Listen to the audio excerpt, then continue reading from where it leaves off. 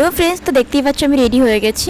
তো আমি কোথায় যাব সেটাই আমি তোমাদের সাথে শেয়ার করতে চাইছি। তো আমি যাব হচ্ছে হালখাতা করতে। তো আমি যাব আর আমার বোনের বর আসবে, ওদের সঙ্গেই যাব। আর আমার ছেলে আসবে, একটু পরে আসবে। তো এই দেখো ওরা চলে এসছে, তো আমরা চলে আসলাম। আমি আমার কাজের বাড়ির ওখানে ছিলাম, তো সেখান থেকে আমার বেশিটা সময় লাগেনি, তো ফট করে চলে আসলাম। ওখান থেকে বেশিক্ষণ লাগে না। তো এই দেখো আমি মানে হালখাতা করতে আমি ভেতরে দোকানের ভেতরে চলে আসলাম। তো অনেক লোক হয় এখানে। তো ওরা আমাকে বলেছে যে আমরা আজ যাব, মানে আমার সাথে আসবে। তো আমি ঠিক আছে, কোনো ব্যাপার না।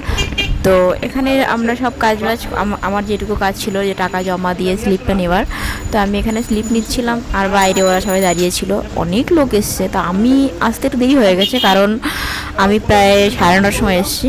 কারণ অনেকটা ভিড় থাকে সন্ধ্যাবেলা, আর আমার সন্ধ্যাবেলা একটু কাজ ছিল, তার জন্য আমার সন্ধ্যাবেলা হয়নি। তো ভাইয়ের সাথে আশা করা ছিল, তো ভাইয়ের সময় হয়নি, ভাই অন্য একটা জায়গায় গেছিলো। আর আমার ছেলে এখনও আসেনি, ও বললো যে ও আসবে, ও মামার সঙ্গে আশা করা ছিল, মামা তো আসেনি, তার জন্য ও আসতে পারেনি। আর আমি যেহেতু আমার কাজের ওখানে ছিলাম, তো বোন আর বোনের বর ওখানেই চলে এসেছিলো। তারপরে আমরা তিনজনে মিলে চলে আসলাম। তো ওর আছে, তোমার মায়ের আছে, তোমার মায়ের টাকা দেবে। আমার ভাইটা মাঝে মাঝে না একটু কথা শোনে না, কি আর করা যাবে। ওকেও বলেছিলাম অনেকবার আসার জন্য। আর এই দেখো, এটা একটা দিদি, এই দিদি সেলাই করি আমি, মানে যে আমি হেম করি সেটা এই দিদি সেলাই, মানে উনি মেশিন সেলাই করে, সেখান থেকেই আমি আবার সেলাই করি। তো আর এই দেখো আমরা এবার এখানে রসনা নিয়েছি, ওখানে দিচ্ছিল আইসক্রিম, রসনা আর হচ্ছে কফি। তো আমরা রসনা খাচ্ছি আর এখানে দাঁড়িয়ে দাঁড়িয়ে গল্প করছিলাম। হ্যাঁ, তো ওখানে থালায় দেখো সব রসনাগুলো সাজানো রয়েছে, বেশ ভালোই লাগছিলো দেখতে।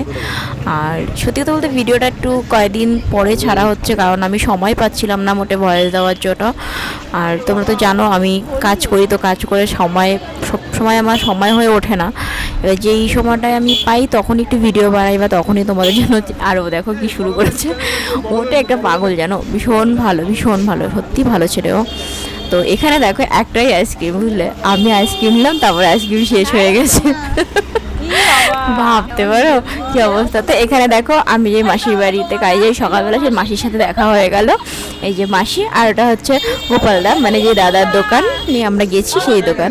আর এই দেখো এখানে হচ্ছে হালখাতার মিষ্টি দিয়েছে, সেটা হচ্ছে হালদিরামের লাড্ডু। আর তো এখানে দেখো আমরা সবাই গল্প করছিলাম বাড়িতে এসে।